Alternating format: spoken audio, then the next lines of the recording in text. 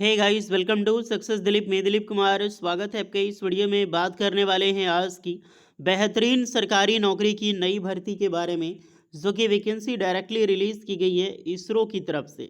जी हाँ, Indian space research organisations की एक डिपार्टमेंट है एलपीएससी, यानी कि लिक्विड प्रोपोर्शनल सिस्टम सेंटर की तरफ से परमानेंट सरकारी नौकरी की नई वैकेंसी रिलीज हो चुकी है, जो कि ऑल इंडिया के फ्रेशर कैंडिडेट अप्लाई कर सकते हैं। यहाँ पर बेहतरीन वैकेंसीज है आईटीआई डिप्लोमा इन डिग्री के लिए, जो कि ऑल इंडिया मेल हो अथवा फीमेल हो, आप अप्लाई कर सकते हैं। परमानेंट सरकारी नौकरी है, फाइनली इसरो की तरफ से निकल चुकी है। तो चलिए डिटेल नोटिफिकेशन वाइज हम डिस्कस करने वाले हैं कौन कौन से कैंडिडेट अप्लाई कर सकते हैं, eligibility condition, selection process and application process आपका क्या होने वाला है। Let start now.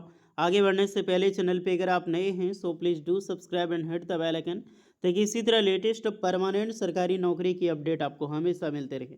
आप जितने भी सारे स्टूडेंट वीडियोस देख रहे हैं, आप ITI pass out, diploma pass out, अपना ट्रेड ब्रांच जरूर कमेंट करना, ताकि आपको रिप्लाई मिल जाएगी हमारी ओर से कि आप एलिजिबल हैं अप्लाई करने के लिए या फिर एलिजिबल नहीं है। देखिए बहुत बड़ी जॉब है इसका, ये मौका नहीं जाना चाहिए हाथ से। तो डियर, ये है आपका ऑफिशियल नोटिफिकेशन। यहाँ पर बेहतरीन अलग अलग तरह की वैकेंसीज है। पहली देखो, टेक्निकल असिस्टेंट की वैकेंसीज है, mechanical, electronics and various tradesman B की या फिर टेक्नीशियन बी की, जो एक ITI pass out student apply कर सकते हैं। 12 अगस्त 2025 से इसकी ऑनलाइन फॉर्म स्टार्ट है, जिसकी 26 अगस्त 2025 तक आप अप्लाई यहाँ पे कर सकते हैं। तो ये रही आपकी फुल्ली डिटेल्स। ये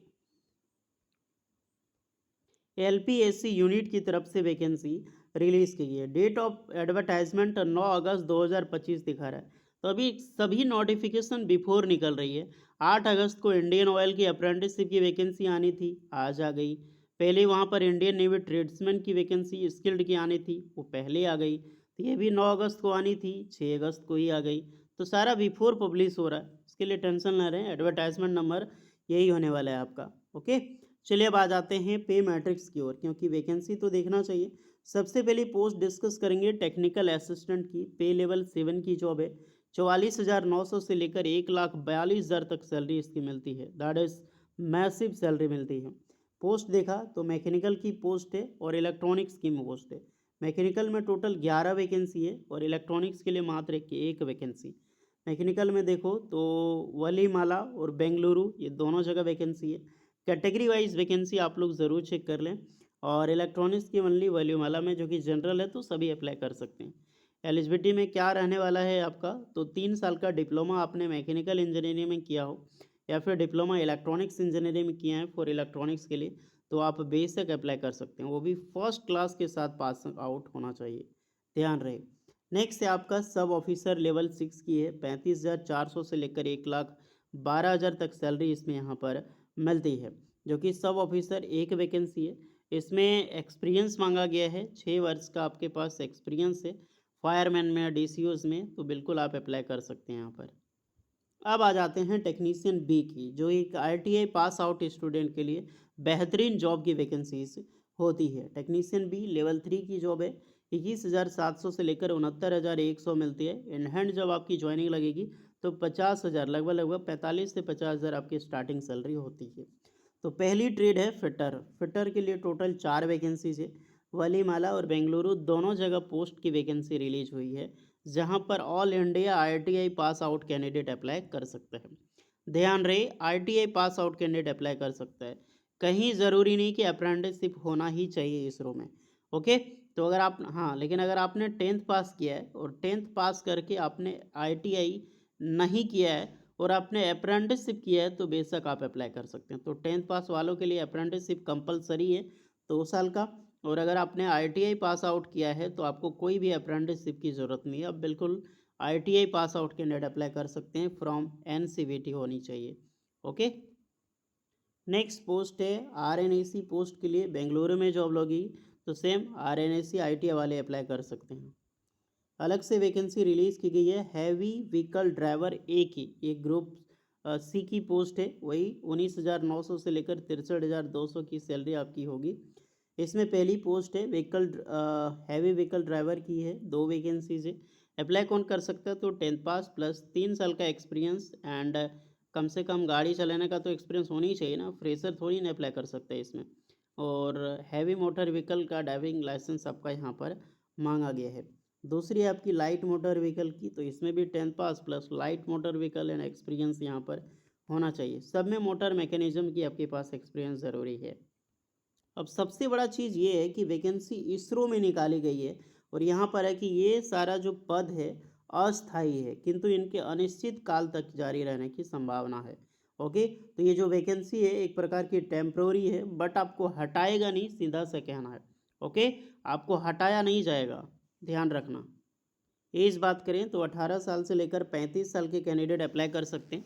बाकी बात एज रिलैक्सेशन प्रॉपर मिलेगी फॉर ST वालों के लिए, 5 एंड OBC वालों के लिए 3 इयर्स का। एंड कई सारी रेस्ट्रिक्शंस होगा अलग अलग वाइज में, जिसको आप एक बार ज़रूर चेक कर सकते हैं। पोस्ट वाइज यहाँ पर दिखा गया, क्योंकि डेट ऑफ बर्थ के हिसाब से आपको एक बार ज़रूर चेक करना चाहिए। सिलेक्शन प्रोसीजर की डिस्कस करते हैं। सिलेक्शन प्रोसीजर रिटन एग्ज़ाम्स होगा एंड स्किल टेस्ट होगा। तो फर्स्ट आपका रिटन टेस्ट होगा, उसके बाद आपका स्किल टेस्ट होगा। तो जो भी पोस्ट कोड 792, 93 और 95, 96 एंड 97, इसका रिटन टेस्ट आपका यहाँ पर होने वाला है, जिसमें 80 क्वेश्चन आपका पूछा जाएगा और इसमें टोटल दिया जाएगा 90 मिनट। ओके, और 1/3 का आपका रहने वाला है, जो कि नेगेटिव मार्किंग आपका होगा। इस एग्ज़ाम में जो भी क्वालिफाइंग करते हैं यहाँ पे 1:50 रेशियो के हिसाब से आपको शॉर्ट लिस्टेड किया जाएगा फॉर स्किल टेस्ट के लिए। ओके, तो ITI स्टूडेंट के लिए अच्छी अपॉर्चुनिटी होती है यहाँ पर। लिखित परीक्षा दिया गया है कि अनरिजर्व्ड के लिए कितना चाहिए, 100 में से कितना चाहिए क्वालिफाइंग नेचर, बिकॉज स्किल परीक्षा जो स्किल टेस्ट होगा वो क्वालिफाइंग नेचर का होगा। अगर आप एक ड्राइवर कैंडिडेट हैं, ड्राइवर के लिए अप्लाई कर रहे हैं, तो ये चीज़ आप लोग ज़रूर चेक कर लेना, क्योंकि ये चीज़ आप सभी स्टूडेंट के लिए मायने रखती है, ड्राइवर वालों के लिए। इसका भी स्किल टेस्ट का क्राइटेरिया देखा जाए तो सेम रहने वाला है यहाँ पे।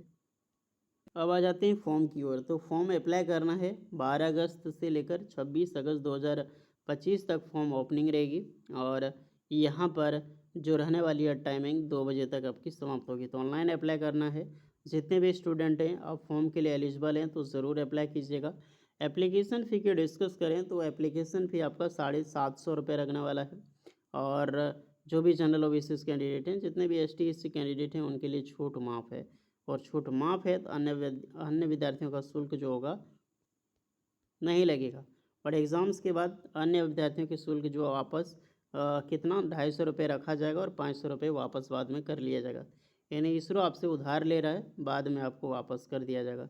अन्य अभ्यर्थियों का शुल्क जो है 500 जो लिया जाएगा, उनको 400 वापस किया जाएगा। जो ST SC कैंडिडेट हैं जिनका 500 लगेगा, तो उसमें 100 रुपया रखा जाएगा, 400 बाद में आपका रिटर्न हो जाएगा।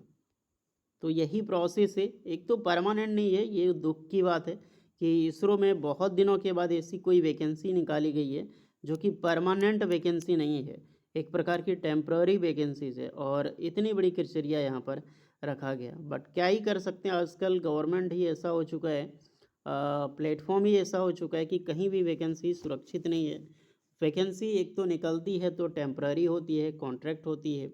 अगर कहीं परमानेंट निकलती है तो वहाँ पर एक्सपीरियंस मांगा जाता है। अगर सब कुछ निकलती है तो एग्ज़ाम में गड़बड़ी होता है, एग्ज़ाम देने के बाद गड़बड़ी होता है, रिजल्ट का गड़बड़ी, तो सारा कुछ ऐसा ही सिस्टम ख़राब है। क्या ही करोगे, ऐसे ही जना है इंडिया में। इसीलिए तो बोलते हैं पढ़ो लिखो और इस समाज को बदलो। जो पढ़ो लिखोगे तभी कुछ बदला जाएगा। बाकी बात इसका नोटिफिकेशन डिस्क्रिप्शन में है, जाइए देखिए और अप्लाई कीजिए। कोई डाउट होगा तो कमेंट में बताना। मिलते हैं नेक्स्ट वीडियो में, तब तक के लिए जय हिंद।